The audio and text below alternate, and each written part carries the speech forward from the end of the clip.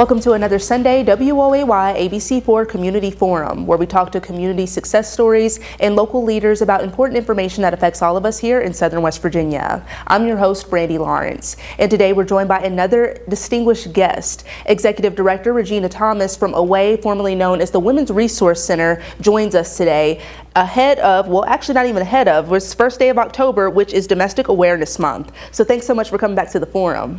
You're so welcome, and thank you for the opportunity for us to be able to share about Domestic Violence Awareness Month and the activities we have going on throughout the month. And we're excited to be here to share with the community about what all we do and what services we provide. Absolutely, absolutely. It's such an important organization, and for the people out there that are unaware of what the A.W.A.Y does, formerly known as the Women's Resource Center, can you give them a rundown? Oh, most definitely. Thank you. A.W.A.Y is a nonprofit organization that provides crisis emergency shelter, advocacy services, support counseling to victims, their children, and survivors of domestic and sexual violence. We operate in Raleigh, Fayette, Summers, and Nicholas counties. We have been part of these communities since as far back as 1984, and all of our services are free and confidential. Absolutely, absolutely, and it's wonderful, a wonderful organization, and it's so important. And I know that the work can get heavy dealing with something such as this. So thank you all for everything that you do. But for the people, that are out here in the world and may experience this, or people who may witness a family or a friend going through something like this, what tips would you have for them to help out? Yes, we'll talk about tips, but first I just want to talk about the statistics. It's more common than people think. Everyone knows someone who's been a victim of domestic or sexual violence, and I say that because 1 in 4 women and 1 in 9 men are victims of domestic and sexual violence. And when I came on board with this organization, I had the mindset, why don't they just leave? And I got a huge reality check in regards to the stats, because on average, it takes approximately 7 times before someone who's in an abusive relationship to leave. Like they'll leave, they'll go back. They'll leave, they'll go back. And then my misconception was, exiting an abusive relationship is the most dangerous time for a victim. Here's a scary stat that I want to share. Approximately 75% of women who are killed by their abuser are murdered when they attempt to leave or they have just left. So circling back to your tips, if you feel you're in an abusive relationship, or you have family members that see their loved one in a relationship, there are resources out there. We provide advocacy, safety planning. We are legal advocacy. So if someone needs help with filling out a domestic violence petition or an emergency protective order, our advocates are there to help you. Our crisis shelter is there 24/7. So if there's anyone who is in emergency and needs to flee, they have somewhere to go safe, and it's at our crisis shelter. And they just need to reach out to our hotline, which I know you're going to share it on the show, but I'm going to share it now as well. It's 304-255-2559. Someone's there to answer the phone 24/7. Absolutely, and important resources to have is, like you said, there's a lot that people don't know, and those statistics are, I think, something that falls by the wayside for some people. I think some people have that same idea that you have, is like, well, why don't they just leave? And it's dangerous, and when an abuser kind of loses that sense of control, they'll do anything they can to get it back. And I think that's kind of what we're seeing there. Oh, most definitely. And, we talk about this thing, and the audience members who are watching may have heard it, but we talk about the power and control will. And it's a will that encompasses coercion. It encompasses financial. It encompasses emotional, psychological. And it's just scary of what all the abuser does to try to keep that victim in that relationship. So it's just good to be educated. We will be, with it being Domestic Violence Awareness Month, our advocates are going to be out in the community doing a lot of awareness and education things. So we're super excited about that. Just if you see on our Facebook page, just get on there and you can see where we're going to be. And we would love to have you all ask questions. Our advocates are certified, they're educated, and they know, and they can help you on what to look for. If you, like I said, if you have a loved one who may be in that situation.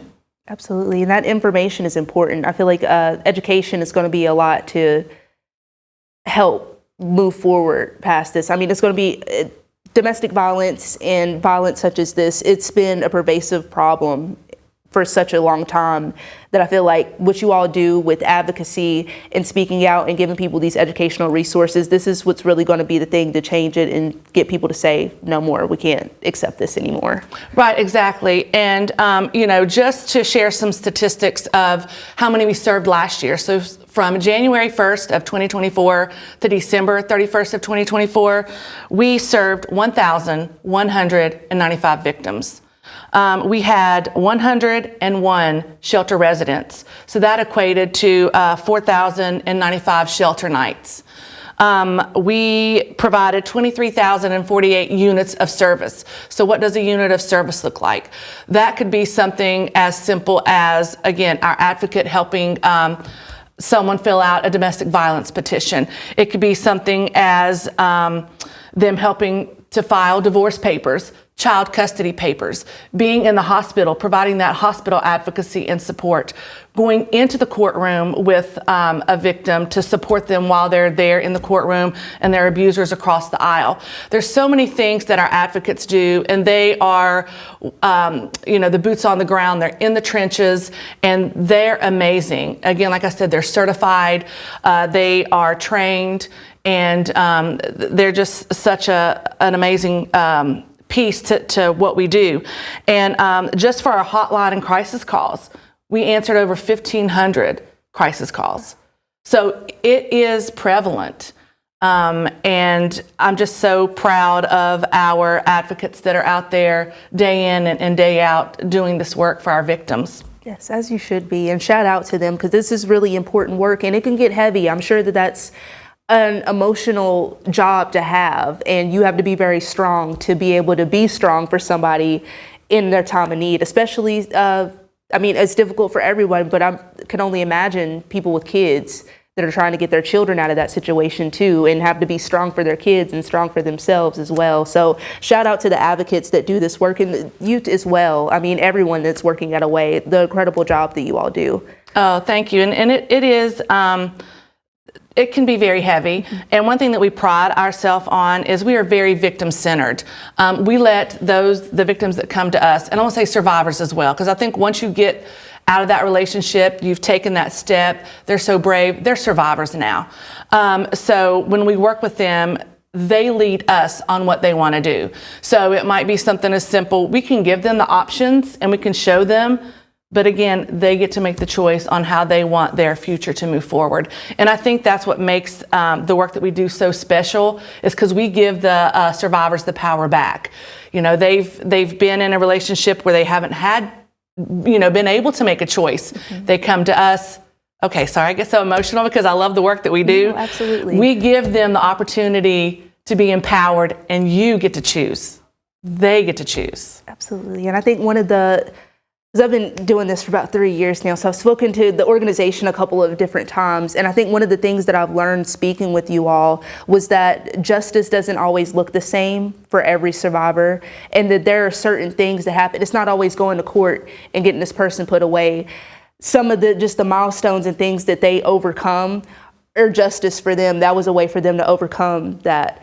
So, it's really talking to you all and learning with you all. It changes the way that we really look at abuse and surviving abuse.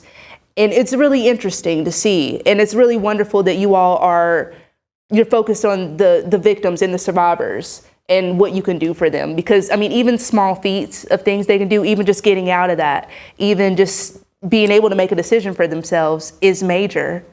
Oh, definitely. And I love it when we're out in the community and we're doing tabling events and things throughout, because when you have the statistics of 1 in 4 women and 1 in 9 men, I said it earlier, everyone knows someone who's been victimized by domestic violence. It doesn't matter what type of background you come from. It doesn't matter about your socioeconomic status.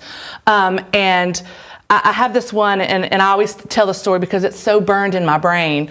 I was at, it was the Women's Expo, and this woman came up to the table, and she grabs my hand, and she's looking in my eyes, and, you know, she was like, this organization saved my life. If it wasn't for the shelter that she had somewhere to go to be, you know, take her children, her abuser would have killed her. And so it's moments like those, it's stories like those that just, I think, help our advocates to continue the work that they do, because it is heavy. And then, you know, we talk about every situation is different. Every survivor is different. So there are times that victims do not leave their abuser. So that's where our advocates go into the safety planning. We help them safety plan. If they're not going to leave, how can you stay safe? You know, is there a location that you can go to till this person calms down? Is there a place in your house you can hide? You know, how can we make you safe if you're choosing not to leave? And again, we're very victim survivor centered. They choose. Absolutely, absolutely. And there are always other variables that are involved in a person trying to leave their abuser. Finances, I know we talked about that beforehand. Finances is a big one, especially when you have dependents, children's depending on you and things of that nature. And you need money for everything, safety, food, all these things. So next time, you know, you see somebody in that situation and you are quick to judge and stigmatize with, well, why don't they leave? Understand that it's a lot deeper than what you think. And it's a lot harder to get out. And what you all do, once again, is so important to help these people get out, men and women and children, because, I mean, it affects everyone in some way, shape, or form. So thank you guys once again for that. Oh, thank you. I appreciate it. It's good to get recognition. And again, our advocates are the stars of this show. They are. And again, the work that they do is just phenomenal. And I'm just so happy that we're able to do it. Absolutely, and we're happy to have you. So we're about to go on our first break, but before we go, do you mind plugging that contact information one more time so people can get in touch with you guys and get those resources? Oh, definitely. And we are there 24/7. The phone number is 304-255-2559. 24/7 crisis hotline. Awesome. Thank you so much. And thank you all for joining us for the first half of Community Forum. We'll be right back speaking more about A.W.A.Y and their upcoming annual gala and all the things that they have planned for October's Domestic Violence Month. Stick around. Welcome back to Sunday Community Forum. I'm here with Executive Director Regina Thomas from A.W.A.Y, formerly known as the Women's Resource Center. And that last number that we had is 304-255-4066. That's the Raleigh County Extension Office, but it should be at the bottom of our screen now. That will be the hotline number, and the website should be below as well. So to make sure we plug that first. Well, we were talking about A.W.A.Y, and it is October 1st today, but this will air on Sunday. October is Domestic Awareness Month, and every October, I know that you all hold candlelight vigils throughout the counties that you all serve. Yes, we hold a candlelight vigils throughout the counties that we serve. And during the candlelight vigil, it's an opportunity for us to remember those that we lost due to domestic violence, and then also celebrate the survivors that are in the community and thriving. And also the advocates choose different community partners or individuals that have been very instrumental in helping us to continue this work that we do, because it does take a village. I say that all the time. It takes a village. And we're very fortunate to have the community partners that we work with to help us move this movement forward. October 15th will be our Raleigh County candlelight vigil, and that is going to be held at the Raleigh County Playhouse at noon. So if you want to come and grab lunch and come and celebrate, our survivors and remember our victims that we lost, please come out. It's a wonderful time, and it's a great time to get educated and learn more. On October 27th will be our Nicholas County Candlelight Vigil. We're still working on a location for that. Then on October 29th is our Fayette County Vigil, and it's at the Soldiers Memorial Building right there in town. Again, all these are at noon. We will provide lunch, and it's just, again, a great opportunity to highlight and spotlight some of our partners that have been instrumental, again, with this work that we do.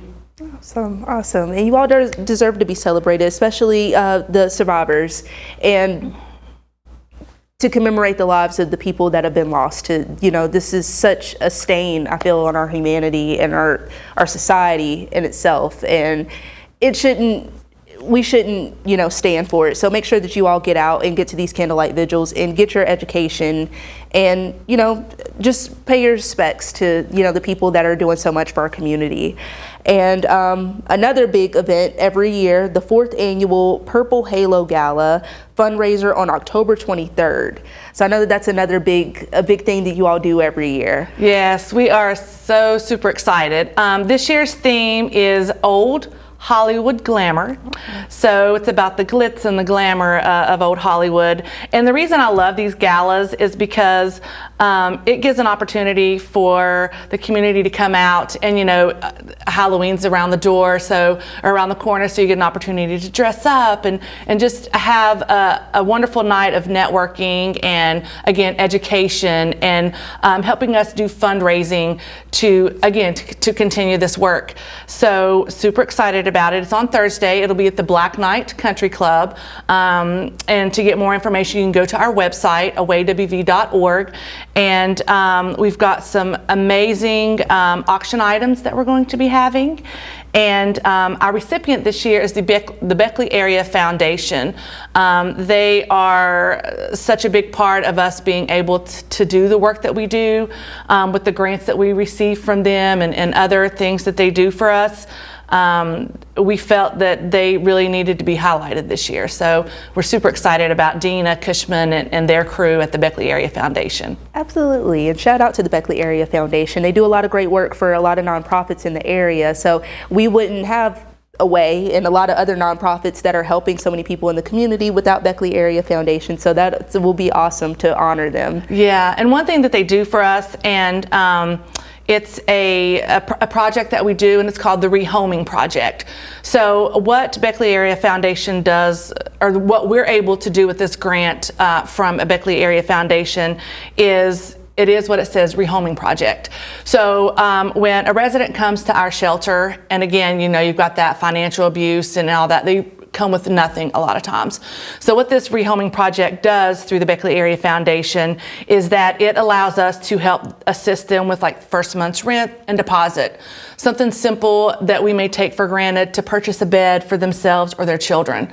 Pots, pans, cleaning supplies, to start off with a pantry of groceries to help jumpstart them into being able to be successful moving forward.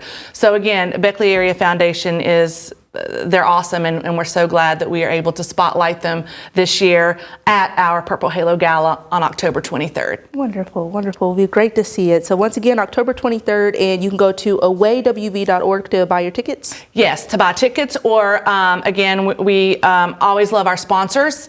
And if you're out there and you're a business and you may not can do the sponsorship levels, auction items. We've got golf packages we're super excited about. We've got different auction items from local artists with crafting and things of that nature, restaurants, gift baskets. And one thing that I'm super excited about this year is Christy Martin. I don't know if you're familiar with her story, but she's a survivor of domestic and sexual violence. In fact, Sydney Sweeney is going to be portraying her in a movie called Christy, and it will be here in the States on November 7th. And we have an autographed glove from Miss Sydney Sweeney that Christy came and delivered it to our extension office. So we're super excited about that because that really encompasses and tells the story about how you can be successful getting out of a domestic violence relationship. And Christy did. Her story's amazing, and it's so similar to other victims and survivors who are going through the same thing. So we're super excited about having that autographed glove. So at our gala, so you can come and get bid on that to take home with you. That's so cool. And I became more familiar with Christy Martin throughout the year, just learning about, I saw the movie and things like that, but I didn't know she was a West Virginian too. Yes. And she had West Virginia roots. So it's really awesome to see, once again, another one of our Mountain State people come out and, do wonderful things, get this type of national recognition, but to know that she's a survivor is really wonderful. And that she, came back to, provide an auction item for this. Yeah, it's really cool. Yeah, thank you. She's so amazing, and she is always very thoughtful about this organization because she's a survivor, and so we're super excited about that. And we had talked earlier. You had asked, how can someone help out if they know someone that's in a situation. And one thing I want to point out is sometimes the victims don't want to leave their abuser, like we said earlier, but just to give them that support of being a listening ear, someone they can talk to without judgment,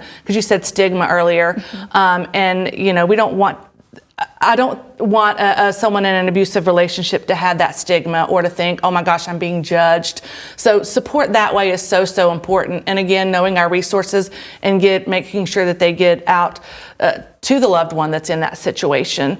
So yeah, just wanted to plug that. Definitely. And we were talking before the show even about isolation, how that's a big tactic that, abusers will use so they can continue their abuse, will be isolating people from their family and their friends. And being there to be that listening ear is so important because it lets you know, hey, I have a support system. I have people in my corner. And that's such a privilege. That's such a blessing to have a support system, whether you're experiencing one of these situations of domestic violence or sexual violence, or just in general. It's so important to have a support system, but especially as a survivor of this. Oh, definitely. And that's why I love the vigils that we do throughout the month, and then the different other activities that we do, because it does help educate the community about what they can do. And so we're super excited because in Raleigh County, we're going to the high schools every Friday of the month. So we're going to Liberty High School on Friday, October the 3rd. We're going to Independence High School that next Friday, Woodrow Wilson the next Friday, and then we're going to close it out with Shady Springs. And I love being able to go to those things to help educate the students and the staff, because I think sometimes teenagers may be in an abusive relationship and doesn't even know it. When you've had a group of friends that you're able to hang out with, and then you have this partner that's like, okay, yeah, no, I just want you to hang out with me, or you need to cut off ties with those friends, or there's red flags that needs to help alert you, oh my gosh, I need to maybe look at this a little differently and see what's going on. And that isolation is such a huge part, especially when you're being taken away from your social events and being around your friends and family that you've normally been around. When that starts being closed off, that's a red flag. Absolutely. And I love that you all are going to the schools, because I feel that there's some aspects of relationships that have been normalized. It's oh, this is just how it's supposed to go. That's just what you do when you're a girlfriend or you're a boyfriend. And sometimes it's not. It is abuse. And it may not have been conscious or malicious. It may have just been an idea that has been normalized in our society, but it is still abuse. Even we were talking a little bit about coercion. And when it comes to sexual violence, you may feel that because you are somebody's significant other or you're their partner, that you owe that to them, or that that's something that you have to do, but it's not. And it's coercion, and it is assault as well. And I think a lot of people don't know that. I didn't know that growing up. So, the fact that you are going and you're educating the youth about this is so important. And I love that. I agree, and thank you. And in the defense of the teenage partners, they may not even know that that's going down the path of being abusive. So it's really an opportunity to educate both sides. And, we do a great job with our prevention efforts, and we've got what does consent look like and things of that nature. So we're definitely going to be out at the high schools giving out this information, and again, to help educate both partners so they can say, oh my gosh, I didn't mean to start pulling you back from your friends. I didn't know that was abusive. So maybe they can, let's both go be with this activity and be with our friends and hang out. So I think it's twofold of educating the young people about what it looks like, and then also educating those that may be in a relationship of what it looks like. Absolutely. So thank you. Yes. Absolutely. Yeah. And it's just the ways that people don't know. And it's like, we don't want to shame anybody or anything. We just want to educate and let people know, hey, this is how things work, and you don't have to do that. You don't have to experience that. And these are how healthy relationships come forward. So thank you so much for coming. It's always wonderful talking to you all and learning more and being able to educate the public more and learn with you guys. So we have about a minute out from our, closing out. But before we go, since you all are a nonprofit, I would love to see how we can help. Donations, volunteers, how can the public help you all continue to provide this wonderful service? Oh gosh, thank you so much for asking that. All of those answers all those questions can be answered on our website at A.W.A.Y.org, and across the top you'll see a Get Involved tab, and on that tab you can click on that. That's where you can look at events, and if you want to either sponsor or purchase a ticket for our Purple Halo Gala, perfect, you can do it there. Also, there's a volunteer section, so it also shares how you can be involved and volunteer, and we love our volunteers. They're so beneficial to what we do as well. And then also donations. You can also go through there. There's a donation tab that you can click on too. So we would love your support. We are a nonprofit, and the support that we get from the community is what helps us to continue and move forward. So we appreciate the community. So thank you. Absolutely. And we appreciate you as well. So thank you so much for joining us for Sunday Community Forum. And thank you guys for joining us. Be sure to tune in next Sunday. And until then, have a great day.